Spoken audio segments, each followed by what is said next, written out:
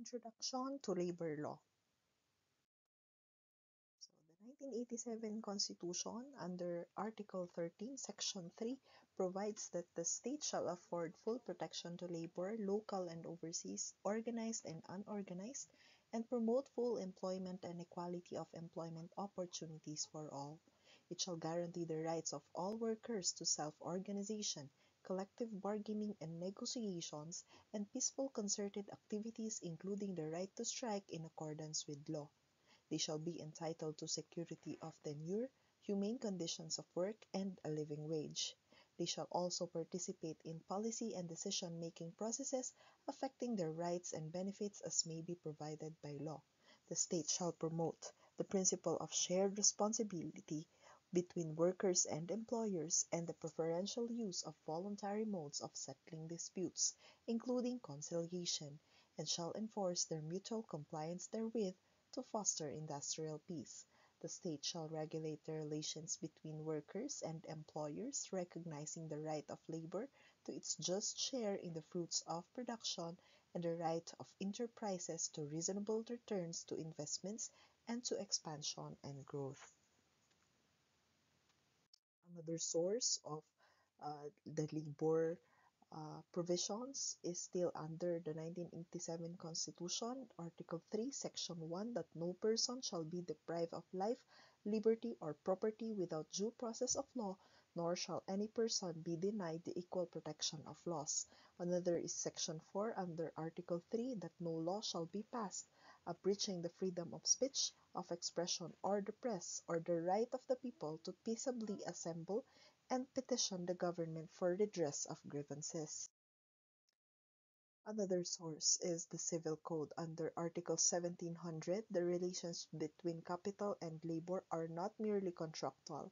1701, neither capital nor labor shall act oppressively against the other or impair the interest or convenience of the public. 1702, that in case of doubt, all labor legislation and all labor contracts shall be construed in favor of the safety and decent living of the laborer. 1703, no contract which practically amounts to involuntary servitude under any guise whatsoever shall be valid. 1708, the laborer's wage shall not be subject to execution or attachment, except for debts incurred for food, shelter, clothing, and medical attendance. 1709, the employer shall neither seize nor retain any tool or other articles belonging to the laborer. 1710, dismissal of laborers shall be subject to the supervision of the government under special laws. The Labor Code, Article 3, the state shall afford full protection to labor, promote full employment, ensure equal work opportunities regardless of sex, race, or creed, and regulate the relations between workers and employers. The state shall assure the rights of workers to self-organization, collective bargaining, security of tenure, and just and humane conditions of work. Construction in favor of labor, Article 4. All doubts in the implementation and interpretation of the provisions of this code, including its implementing rules and regulations, shall be resolved in favor of labor.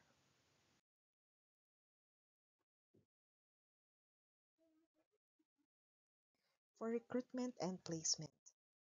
What is the definition of recruitment and placement? This refers to any act of canvassing, enlisting, transporting, contracting, hiring, utilizing, or procuring workers, including referrals, contract services, promising, or advertising, for employment locally or abroad, whether for profit or not, provided that any person or entity which in any manner offers or promises for a fee employment to two or more persons shall be deemed engaged in recruitment and placement. So the mnemonics for the activities that is considered as recruitment and placement is catch-up crop. So catch-up crop. Okay, catch-up, canvassing, enlisting, transporting, contracting, hiring, utilizing, and procuring. For crop, contract services, referrals, advertising, or promising. So who are the parties in recruitment and placement? We have the worker, means any member of labor force, whether employed or unemployed.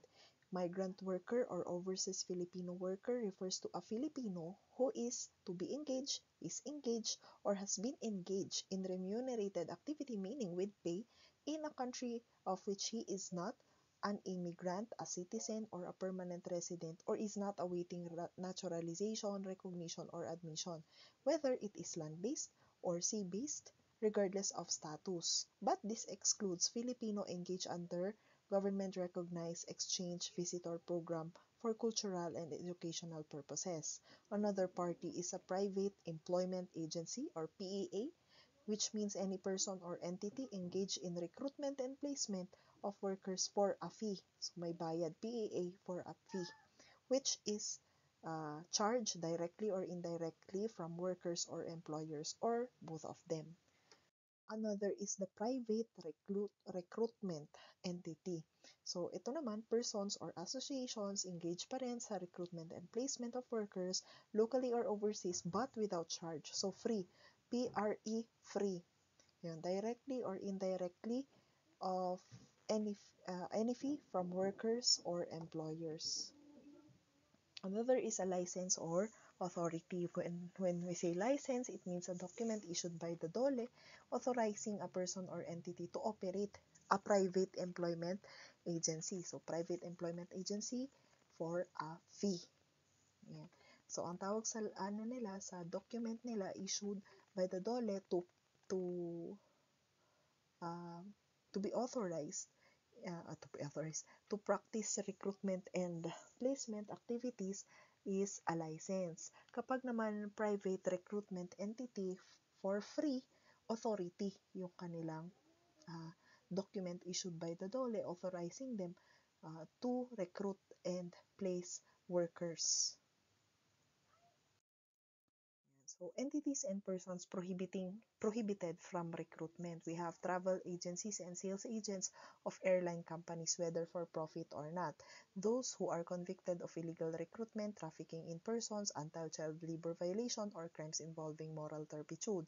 Those against whom probable cause or prima facie finding of guilt for illegal recruitment or other related cases exist, particularly to owners or directors of agencies who have committed illegal recruitment or related cases. Of course, those agencies whose licenses has been revoked or cancelled. Cooperatives, whether registered or not under the Cooperative Act of the Philippines. Also, law enforcers and any official and employee of the DOL.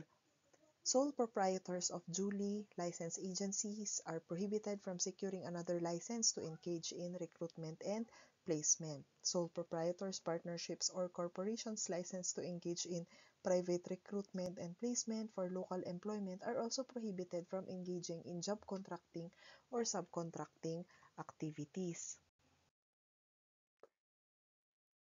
Yan. There is also a special disqualification yan, for an officer or agent of a recruitment or placement agency to become an officer or member of the board of any corporation engaged in travel agency or to be directly associated therefrom. So, non-transferability of license or authority. So, that's Article 29 of the Labor Code. No license or authority shall be used directly or indirectly by any person other than the one in whose favor it was issued, or at any place other than the state that stated in the license or authority, be transferred, conveyed, or assigned to any other person or entity. Any transfer of business address, appointment, or designation of any agent or representative, including the establishment of additional offices anywhere, shall be subject to the prior approval of the DOL. Suspension or cancellation of license or authority. The Minister of Labor shall have the power to suspend or cancel any license or authority to recruit employees for overseas employment for violation of rules and regulations issued by the Ministry of Labor, the Overseas Employment Development Board, or the violation of the provisions for this labor code or other applicable laws, general orders, and letters of instructions. What are the prohibited practices under Article 34 of the Labor Code? It shall be unlawful for any individual, entity, licensee, or holder of authority.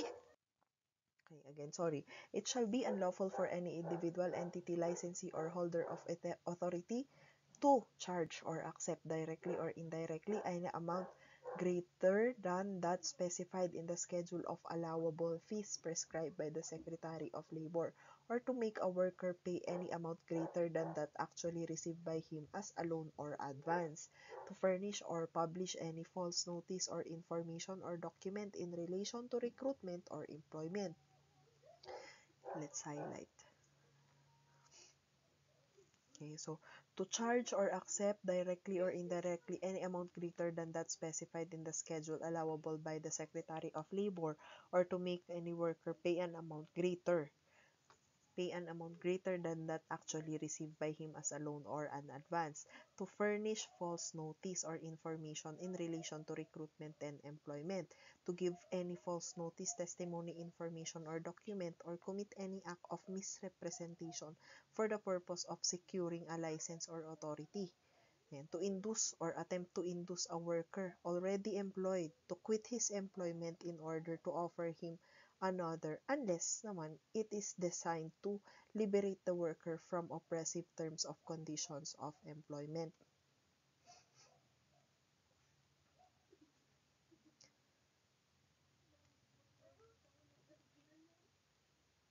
Offer him another.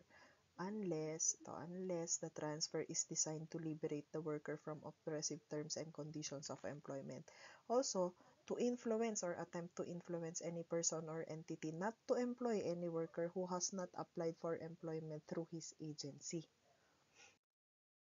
Another, to engage in recruitment or placement of workers in jobs harmful to public health or morality or to the dignity of the Republic of the Philippines, to obstruct or attempt to obstruct inspection by the Secretary of Labor or by his duly authorized representative, failing to file reports on the status of employment, placement, vacancies, remittance of foreign exchange earnings, separation from jobs, departures, and other matters of information as may be required by the Secretary of Labor, to substitute or alter employment contracts approved by and verified by the Department of Labor from the time of actual signing thereof by the parties up to and including the periods of expiration of the same without the approval of the Secretary of Labor. And to become an officer or member of the board of any corporation engaged in travel agency, or to be engaged directly or indirectly in the management of travel agency, to withhold or deny travel documents from applicant workers before departure for monetary or financial considerations other than those authorized under this code and its implementing rules and regulations. So, what is the role of the DOLE Secretary? Regulatory and visitorial powers. So, the DOLE Secretary, whenever the public interest requires, may direct all persons or entities within the coverage of this title to submit a report on the status of employment, job vacancies, details of job requisition, separation from jobs, wages, and other terms and conditions and other employment data.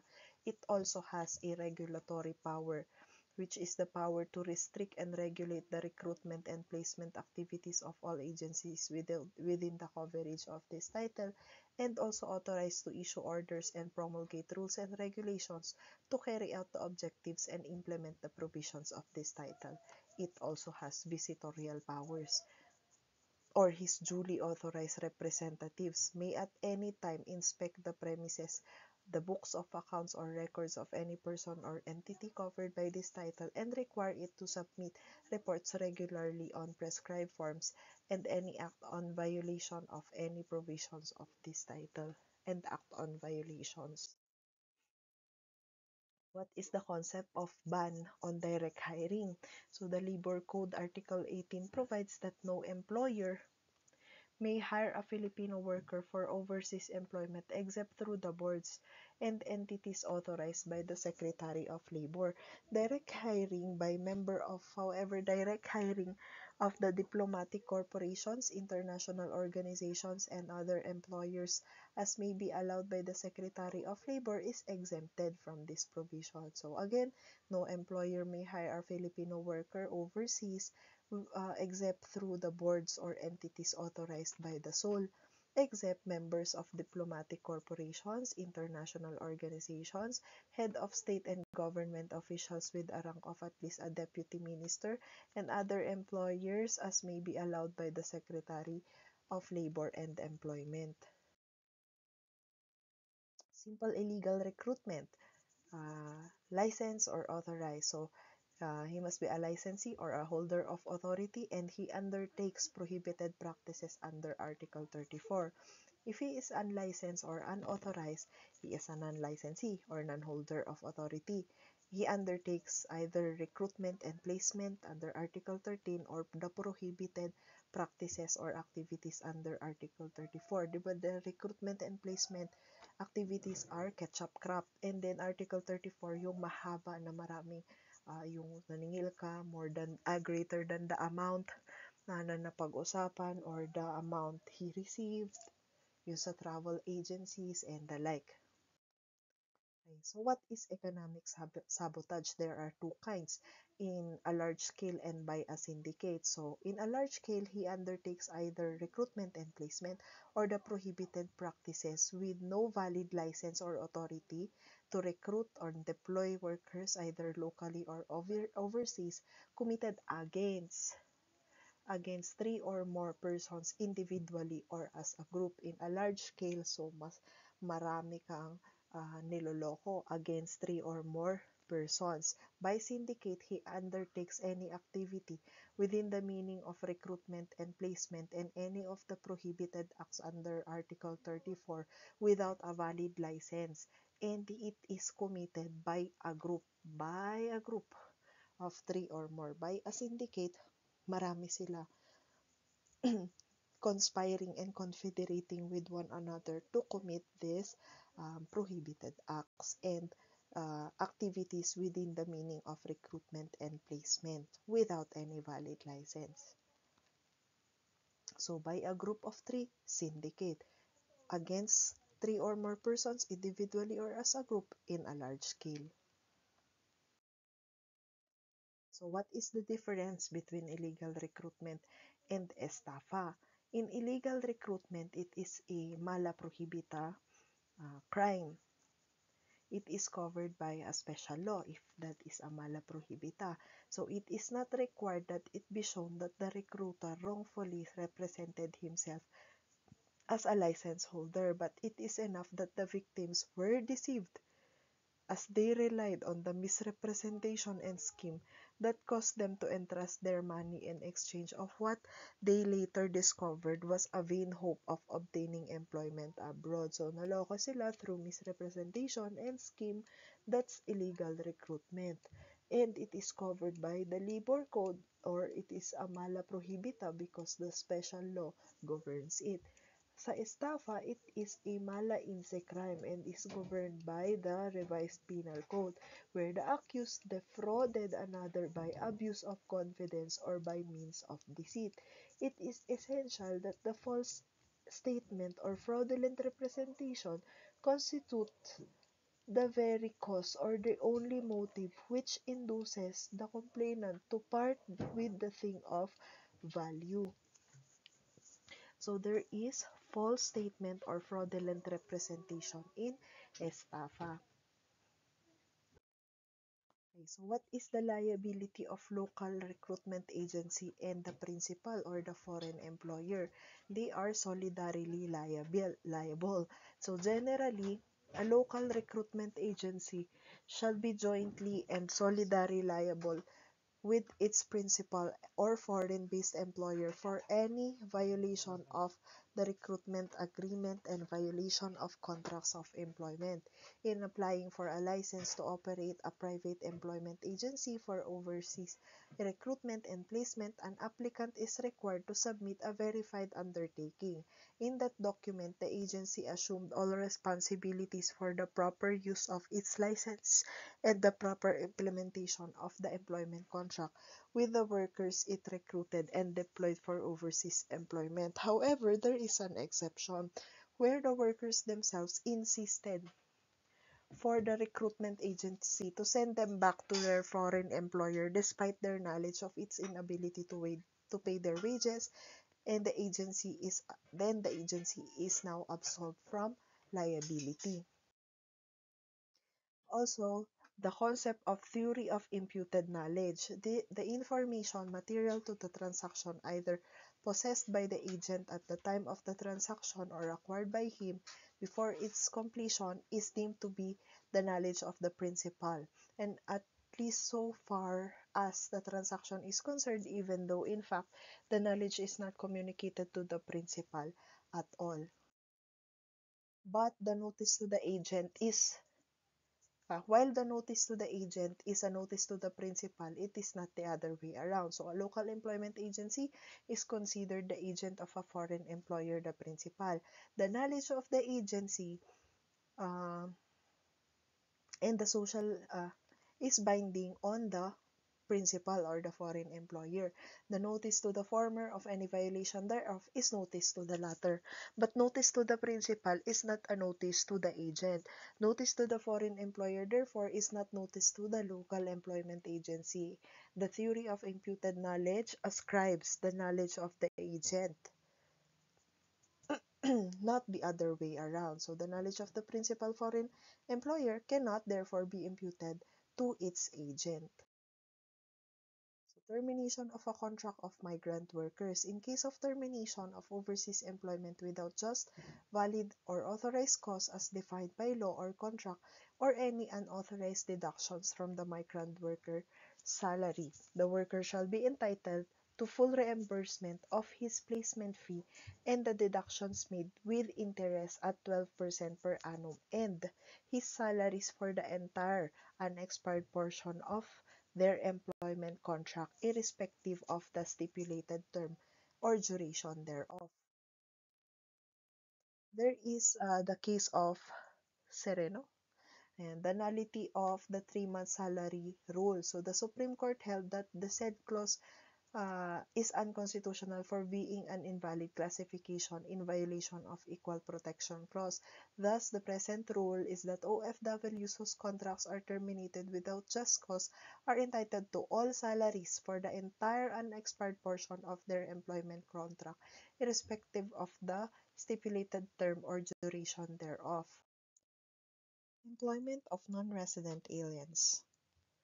What is an AEP, or an Alien Employment Permit? It refers to a permit issued by the DOLE to foreign nationals pursuant to employment arrangement with the Philippine-based company after the conduct of labor market test.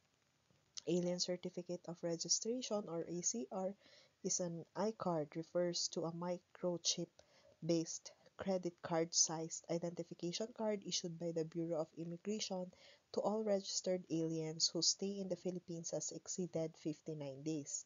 Certificate of Exclusion refers to a document issued to a category of foreign nationals who are excluded from securing an employment permit.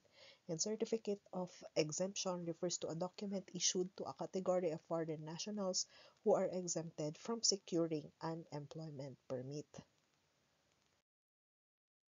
So, who should apply for an alien employment permit? All foreign nationals who intend to engage in gainful employment in the Philippines.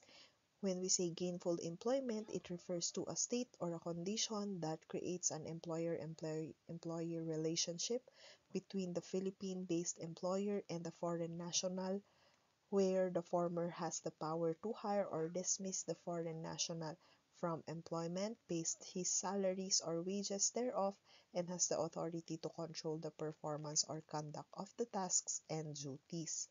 The validity of AEP is valid for the position and the company for which it was issued for a period of 1 year, unless granted a longer period vis-a-vis the employment duration as stated in the employment contract or other modes of engagement, but it shall not exceed 3 years. The effect of an expired AEP or without a valid AEP or a fraudulent AEP. Foreign nationals found to be working with an expired AEP or had been working without the necessary permit under the rules, and employers found to be employing such shall be barred from filing AEP application for 5 years plus payment of penalties. Employers or foreign nationals who are bound to possess fraudulent permit shall likewise be barred indefinitely from applying for or being granted an AEP plus payment of penalties. The denial of application for new or renewal of the permit. Applicants shall be denied in any of the following grounds: when there is misrepresentation of facts, submission of falsified, tampered, or fraudulent documents, submission of a visa not in accordance with the applicable rules and regulation, meritorious objection by a Filipino citizen who is competent, able, and willing to do the job intended for or being performed by foreign national, because for a foreign national to be issued with an AEP, there must be no Filipino citizen who is competent, able, and willing to do such job. Also, when there is misconduct, grave misconduct in dealing with or an ill treatment of workers, and a verified information against the employment of the foreign national. Cancellation of the permit. An employer may request the Dole Regional Office for the issuance of an order of cancellation of the permit of a foreign national for termination of the latter's employment or term of office in a holdover capacity before the expiration of the employment contract or validity period of the permit. A foreign national may also request for the cancellation of his permit provided a clearance or certification is issued by his original employer. What is the duty of the employer of the foreign national? He shall submit reports to the Dole Regional Office of its quarterly report or an updated list of foreign nationals employed within 30 days from the reference period, and a change of employer's information such as but not limited to name, address, or contact number details. Requisites for exclusion. The foreigner must be an executive manager or specialist executive who primarily directs the management of the organization and exercises wide latitude in decision making and receives only general supervision or direction from higher level executives, the board of directors, or stockholders of the business. An executive would not directly perform tasks related to actual provision of the service or services of the organization. Illegal aliens cannot file labor complaints. So an alien who has no AEP obtained cannot file labor complaints. So those the topic on social legislation.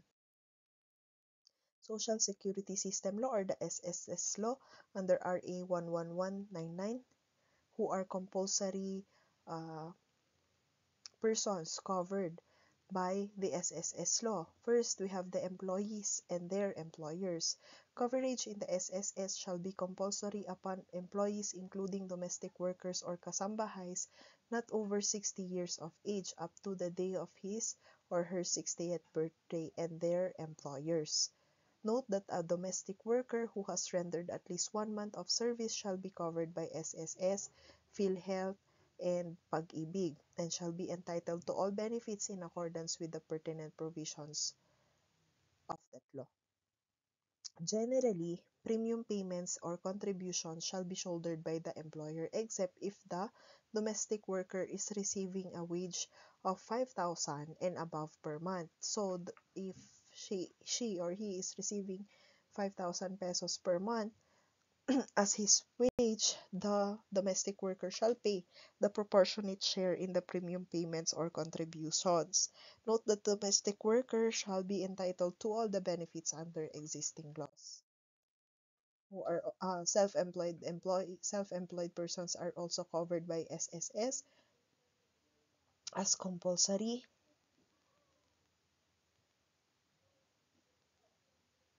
including but not limited to all self-employed professionals, partners, and single proprietors of businesses, actors and actresses, directors, scriptwriters, and news correspondents, professional athletes, coaches, trainers, and jockeys, and also individual farmers and fishermen. Covered employees with private benefit plans, and also OFWs. It shall be compulsory upon sea-based and land-based OFWs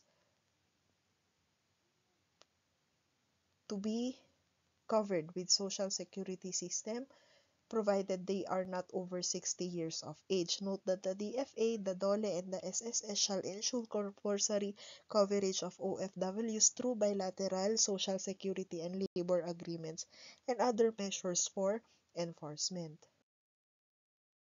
Who are who are voluntary persons covered by SSS? A spouse of a member who devotes full time to managing the household and family affairs but does not engage in other vocation or employment which is subject to compulsory or mandatory coverage, an OFW upon termination of his employment overseas, a covered employee who was separated from employment who continues to pay his contributions, a self-employed member who realizes no income in any given month who continues to pay his contributions, Filipino permanent migrants, including Filipino immigrants, permanent residents, and naturalized citizens of their host countries may be covered by SSS on a voluntary basis. A voluntary member shall pay his contribution in accordance with the guidelines on payment deadline applicable to self-employed members. Exclusions. Who are the excluded employers? The government and its political subdivisions, branches, or instrumentalities, including corporations owned and controlled by the government. Who are the excluded employees? Those services where there is no employer, who render services where there is no employer-employee relationship, services performed in the employ of the Philippine government or instrumentality or agency thereof, services performed in the employ of a foreign government or international organization. However, they may enter into an agreement with the GSI, with the Philippine government for the inclusion of such employee in the SSS, except those already covered by their respective civil service retirement systems. Such other services performed by temporary and other employees which may be excluded by regulation of the Commission, employees bona fide independent contractors shall be deemed employees of the employer engaging in the service of said contractors. Upon separation from employment, an employee's employer contributions and obligation to pay cease, but the employee retains credit for the contributions paid on their behalf. They remain entitled to the benefits under the SSS law and have the option to continue paying the contribution to maintain the full benefit rights. Dependents or beneficiaries, so the primary beneficiaries, the dependent spouse until remarriage, the dependent children, whether legitimate, legitimated, legally adopted, or illegitimate. For illegitimate children, they are only entitled to 50% of the share of the legitimate children unless there are no legitimate children in which they can get 100%. We also have the secondary beneficiaries who shall only receive when the primary beneficiaries are absent. So those are the dependent parents, and others who shall only receive when the primary and secondary beneficiaries are absent. These are persons designated by the member as his secondary beneficiary. So what are the benefits under the SSS law? Monthly pension, dependence pension, retirement benefits. However, there is eligibility requirements. There should be at least 120 monthly contributions. You are at the age of 65, and a member who has reached 60 may also avail if he already separated from employment or has ceased to be self-employed. Note that the entitlement to monthly pension is from the day of the retirement until his death. The monthly pension shall be suspended upon re-employment or resumption of self-employment of a retired person who is less than 65 years old. In case of a death of an SSS member, his primary beneficiaries as of the date of his retirement shall be entitled to receive the monthly pension. If he has no primary beneficiary and dies within 60 months from the start of his monthly pension, his secondary beneficiary shall be entitled to a lump sum benefit equivalent to the total monthly pensions corresponding to the balance of the 5-year guaranteed period excluding the dependent's pension. Lump sum eligibility is when a 60-year-old member with less than 120 monthly contributions who is no longer employed or self-employed or who is not continuing contributions independently is entitled to a lump sum equal to his total contributions paid.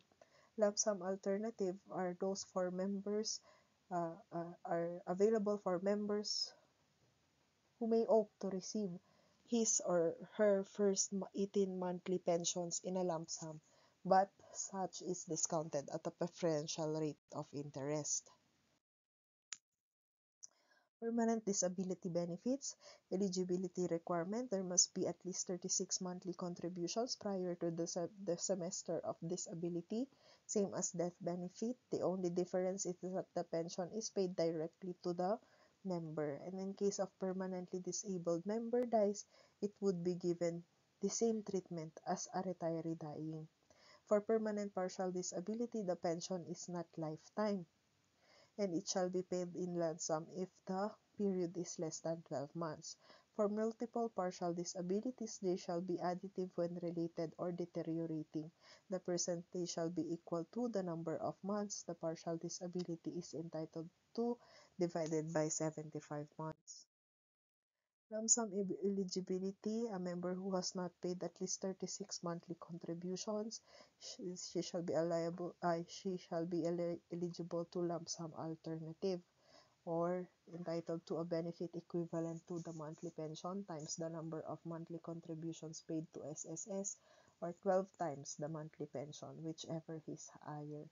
Note that a member who has received lump sum benefit and is re-employed or has resumed self-employment not earlier than 1 year from the date of his disability shall again be subject to compulsory coverage and shall be considered a new member. Death benefits, 36 monthly contributions prior to the semester of death, with the benefit of monthly pension to primary or lump sum benefit equivalent to 36 times the monthly pension secondary beneficiaries. To those ineligible, a lump sum benefit which shall be the higher between the monthly pension times 12 or monthly pension times the number of monthly contributions. Funeral benefits, 12,000 in cash or in kind upon the death of the member. Sickness benefits. There is an inability to work due to sickness or injury, confined for at least 4 days either in a hospital or elsewhere, with SSS approval, at least 3 months of contributions in the 12-month period immediately before the semester of sickness or injury has been paid. All company sick leaves with pay for current year have been used up. The maximum of 120 days per calendar year, maximum permissible for the same sickness and confinement is 240 for 2 consecutive years. The employer has been notified, or if separated, voluntary or self-employed member, the SSS is directly notified within 5 days of confinement. Notice to employer or SSS is not needed when confinement is in a hospital. Notice to employer is not required as well when the employee became sick or injured while working or within the premises of the employer. The GSIS system law, or RA 8291. All public sector employees below the compulsory retirement of 65, irrespective of employment status, are covered by GSIS, except AFP and PNP, members of the Judiciary and Constitutional Commissions, who are covered only by life insurance as they have separate retirement schemes, and contractual employees with no employer-employee relationship with the agency they serve. Who are the dependents? Primary dependents or beneficiaries are the dependent spouse until remarriage, dependent children, whether legitimate, legitimated, legally adopted, or illegitimate, but does not distinguish share of legitimate and illegitimate children, unlike in SSS law. Secondary Beneficiaries who shall only receive when the primary beneficiaries are absent. They are the dependent spouse, dependent parents, and legitimate descendants subject to the restriction on dependent children. What are the benefits under GSIS? Computation of service. The computation of service for the purpose of determining the amount of benefits payable under this act shall be from the date of original appointment or election, including periods of service at different times under one or more employers, those performed overseas under the authority of the Philippines, and those that may be prescribed by GSIS in coordination with Civil Service Commission. The benefits: monthly pension, retirement benefits. He shall be eligible if he had at least 15 years of service, at least 60 years of age, and is not receiving pension benefit per permanent total disability. Note that the retirement is compulsory for employees 65 years of age who have rendered at least 15 years of service. If the employee has less than 15 years of service, he may be allowed to continue in accordance with civil service laws. Disability benefits, either permanent, total, or partial. Disability is any loss or impairment of the normal functions of the physical and/or mental faculty of a member which reduces or eliminates his or her capacity to continue with his current gainful occupation or engage in any other gainful occupation. When we say total disability, there is complete incapacity to continue with the present employment or engage in any gainful occupation due to the loss or impairment of the normal functions of the physical or mental faculties of the member. Types of permanent disability: permanent total disability or PTD. It accrues or arises when the recovery from any loss or impairment of the normal functions of physical or mental faculty of a member which reduces or eliminates his capacity to continue his current gainful occupation or engage in any gainful occupation is medically remote. Permanent partial disability or PPD accrues upon the irrevocable loss or impairment of certain portions of the physical faculties, despite which the member is able to pursue a gainful occupation. Death benefits, funeral benefits, loan benefits. Portability Law or RA 7699 is also known as the Limited Portability Law, which addresses the transfer of funds and benefits for workers who shift between SSS and GSIS systems. Portability refers to transferring of funds and benefits when the worker moves from one system to another. It applies to cases where an employee switches from a private to a government service or vice versa. The coverage of the law applies to all worker members of GSIS and SSS who transfer from one sector to another. It allows them to retain membership in both systems. Limited Portability Scheme enables private sector employees who move to government service or vice versa to combine their years of service and contributions from SSS or GSIS. These combinations help satisfy the required years of service for entitlement of benefits under applicable laws. Totalization, it involves adding up the creditable services or contributions from both systems. If a worker doesn't qualify for benefits under SSS or GSIS individually, totalization can enhance their chances of benefit eligibility. This aims to create a unified social security system by facilitating the transfer of benefits across all sectors. POEA Standard Employment Contract or the Standard Employment Contract.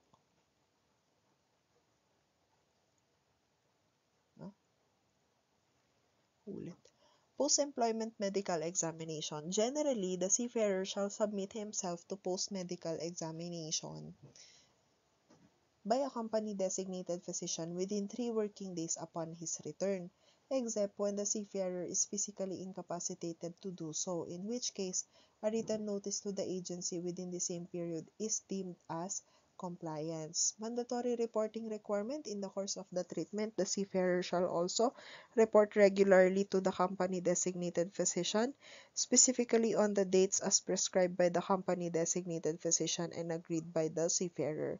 Effect of non-compliance: failure of the seafarer to comply with the mandatory reporting requirement shall result in his forfeiture of the right to claim the above benefits. Occupational disease: for an occupational disease and the resulting disability or death to be compensable, all of the following conditions must be satisfied. The seafarer work must involve risk described herein. The disease was contracted as a result of the seafarer's exposure to the described risk. The disease was contracted within a period of exposure and under such other factors necessary to contract it, and there was no notorious negligence on the part of the seafarer. The disease is considered occupational when contracted under working conditions involving the risk described. Those illnesses not listed in Section 32 are disputably presumed as work-related. Okay, there is a supplemental guideline on the implementation of the mental health policy and program in the workplace as per Labor Advisory Number 19, September 15, 2023. So the DOL issued Labor Advisory Number 19, Series of 2023, providing supplemental guidelines on the implementation of mental health policy and program in the workplace. So there should be an access to mental health services. The labor advisory requires employers to provide employees with effective access to mental health and self-care services. Referral to mental health facilities: employers must refer employees needing mental health services to different facilities of DOH retained hospitals or rural health units for consultation, screening, diagnosis, medication treatment, and provision of psychosocial support. Okay, so what are the uh, concepts under work relationships? Employer-employee relations. An employer is any person, natural or juridical, domestic or foreign, who carries on in the Philippines any trade, business, industry, undertaking, or activity of any kind and uses services of another person who is under his orders as regards the employment, except the government and its political subdivisions, branches, or instrumentalities, including GOCCs. Employer includes any person acting in the interest of an employer, directly or indirectly. The term shall not include any labor organization or any of its officers or agents except when acting as an employer. On the other hand, employee is any person who performs services for an employer in which either or both mental or physical efforts are used and who receives compensation for such services where there is an employee-employer relationship. An employee includes any person in the employ of an employer, and the term shall not be limited to the employees of a particular employer unless the code so explicitly states. It shall include any individual whose work has ceased as a result or in connection with any current labor dispute or because of any unfair labor practice it, if he has not obtained any other substantially equivalent and regular employment. This is important. Individual whose work has ceased as a result or in connection with a current labor dispute or because of any ULP if he has not obtained any gainful regular employment. Existence of employer-employee relationship is determined by law and not by the contract. Thus, despite the stipulation that there is no employer-employee relationship exists between the parties involved, the court or tribunal must still determine the same using the fourfold test. And what is the fourfold test? In determining the existence of an employer-employee relationship, the following shall be present: the selection and engagement, or the power to hire. Selection and engagement. The power to pay wages. The power to fire, or the power of dismissal. And the most important is the power of control on the employee's conduct. The control test is the most important test. Under the control test, the employer is the person who has the power to control both the end achieved by his or her employees and the manner and means they use to achieve that end. To reiterate, The employer is the person who has the power to control the means, methods, and results or end to be achieved. The control test refers merely to the existence of the power and not the actual exercise thereof. It is not essential for the employer who actually supervises the performance of the duties of the employee. It is enough that the former has a right to wield the power. As such, proof of the existence of such power is enough. Whole economic activity test, the determination of the relationship between employer and employee depends upon the circumstances of the whole economic activity, such as the extent to which the services performed are an integral part of the employer's business, the extent of the worker's investment in equipment and facilities, the nature and degree of control exercised by the employer, the worker's opportunity for profit and loss, the amount of initiative, skill, judgment, or foresight required for the success of the claimed independent enterprise, the permanency and duration of the relationship between the worker and the employer, and the degree of dependency of the worker upon the employer for his continued employment in that line of business. Economic dependency test. The proper standard of economic dependence is whether the worker is dependent on the alleged employer for his continued employment in that line of business. The benchmark of economic reality in analyzing possible employment relationships for purposes of the labor code ought to be the economic dependence of the worker in his employer. The two-tiered test. The two-tiered test involves the putative employer's power of control over the employee with respect to the means and methods by which the work is to be accomplished and the underlying economic realities of the activity or relationship. When is it applied? It takes into consideration the totality of the circumstances surrounding the true nature of the relationship between the parties. This is appropriate in cases where there is no written agreement or employment contract of reference to base the relationship on, and due to the complexity of the relationship based on various positions and responsibilities given to the worker over the period of his employment. The burden of proving employer-employee relationship is an essential element, and the burden to prove such a relationship rests with the employee. This is the primordial duty of the complainant employee to prove such relationship. Otherwise, the case may be outside the province of labor tribunals. Cases involving television broadcasters. The Supreme Court held that the nature of engagement of television broadcasters, actors, talents really depends on whether the company has retained the power of control over the means by which the work to be performed by the broadcaster, actor, or talent is performed. In the case of Sonza, applying the control test to the case, the Supreme Court found that Sonza is not an employee but an independent contractor. The control test is the most important test in the courts applying in distinguishing an employee from an independent contractor. This test is based on the extent of control the hirer exercise over a worker. The greater supervision and control the hirer exercises, the more likely that the worker is deemed an employee. The converse holds true as well. The less control, the more likely that the worker is considered as an independent contractor. Independent contractors refer to one who exercises independent employment, contracting to do a piecework according to their own methods and without being subject to control of their principal except as the result of their work. They often present themselves to possess unique skills, expertise, or talent to distinguish them from ordinary employees. So kung nasa harap ng camera, broadcasters, newscasters, actors, actresses, they are independent contractors.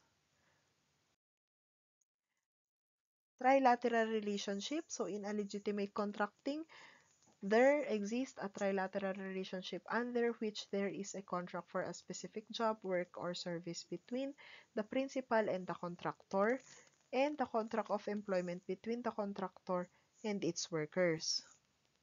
The parties involved, there shall be three parties. First, the principal or the contractee, who refers to any employer, whether a person or entity, including GOCCs, which puts out or farms out a job, service, or work to a contractor. The contractor or the subcontractor is any person or entity, including cooperative, engaged in legitimate contracting or subcontracting agreements providing either services, workers, or a combination thereof to the principal under a service agreement. And of course, the contractual workers, who includes uh, one who is employed by a contractor to perform or complete a job, work, or service pursuant to a service agreement to the or with the principal.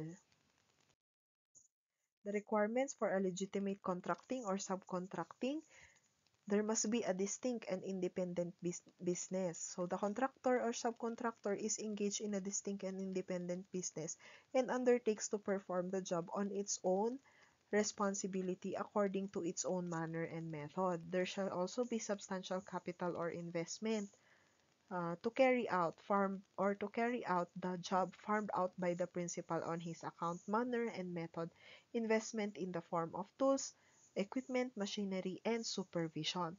The substantial capital refers to a paid-up capital of stocks or shares of at least 5 million in the case of corporations, partnerships, and cooperatives, and in case of single proprietorship, a net worth of at least 5 million.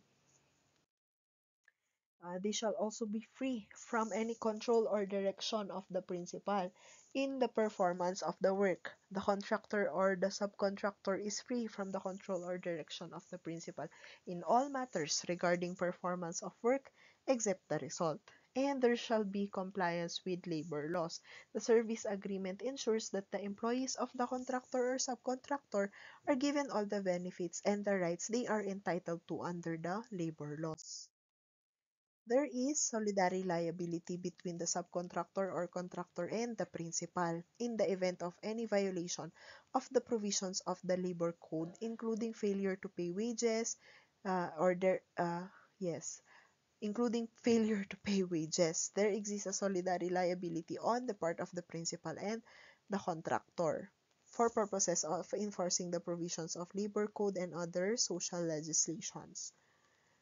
Retaliatory measures is an unlawful act for the principal contractor or any party privy to the contract or services provided to refuse to pay or reduce the wages and benefits and discharge or in any manner discriminate against any worker who has filed any complaint or instituted any proceeding on wages, labor standards violation, or has testified or is about to testify in such proceedings.